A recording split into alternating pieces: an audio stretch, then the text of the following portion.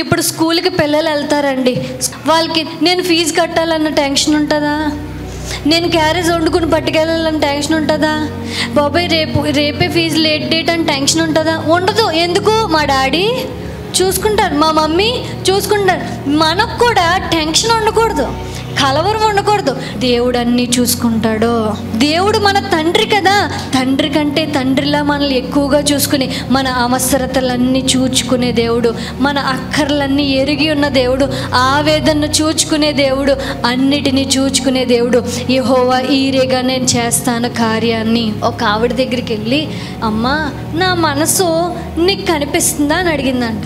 ఆవిడందంటే, నీ మనసు నాకు కనిపించడం ఏంటి, నీ మనసు నాకు ఎందుకు కనిపిస్తుంది అన్నదండి. ఇంకొకరి దగ్గరికి వెళ్ళి అడిగిన అదే మాట, ఇంకొకరి దగ్గరికి వెళ్ళిన అదే మాట.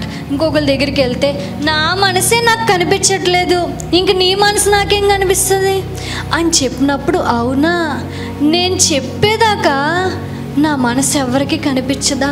నేను చెప్పుకోలేనివి ఉన్నాయి కదా కొన్ని, అవి వాళ్ళు చూడలేరా అని చెప్పి ఆవిడ దుఃఖంతో, అంటే నన్ను నా మనసు తెలుసుకున్న వాళ్ళు ఎవ్వరు లేరా, నా మనసు చూసే వాళ్ళు ఎవ్వరు లేరా, నేను చెప్పకుండానే పూర్తిగా ఎరిగి ఉన్న వాళ్ళు ఎవరు లేరా అని చెప్పి దుఃఖంతో ఏడుస్తూ ఉంటే, దేవుడు ఆమె దగ్గరికి వచ్చి, నీ మనసు అంతా నేను చూస్తున్నాను అన్నాడు. మన మనసు ఎవ్వరికీ కనిపించదు, నీ పక్కన కూర్చున్న వాళ్ళకి కనిపించదు, నాకు కనిపించదు. నిన్ను ప్రేమగా చూసుకున్న ప్రేమించిన వాళ్ళకి కూడా కనిపించదు. నీ మనసు అంతా ఎవరికి కనిపిస్తుందో తెలుసా? దేవునికి కనిపిస్తుంది.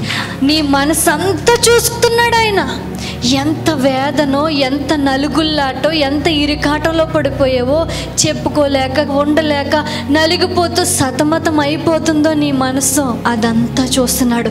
నువ్వు వివరించలేని వాటిని కూడా దేవుడు అర్థం చేసుకుని చూసుకునే దేవుడు. దేవుడు చెప్తున్నాడు, నీ మనసుని నేను చూసుకుంటున్నాను. ఏదైతే గందరగోళం చేసేసి నిన్ను భయపెట్టేస్తుందో దాని సంగతి అంతా నేను చూసుకుంటాను. ఏ విషయం టెన్షన్ పడిపోయి నీ మనసు ఆందోళన పడిపోతుందో ఆ సంగతులు నేను చూసుకుంటాను అని దేవుడు చెప్తా ఉన్నాడు. యెహోవా ఈరేగా నేను నీ మధ్యన కార్యం చేయబోతా ఉన్నాను, నీ కుటుంబంలో కార్యం చేయబోతా ఉన్నాను, నీ జీవితంలో కార్యం చేయబోతున్నాను, నీ మనస్సులో కార్యం చేయబోతా ఉన్నాను అని దేవుడు చెప్తా ఉన్నాడు. కాబట్టి ఇంకెందుకు దిగులు, ఇంకెందుకు టెన్షన్?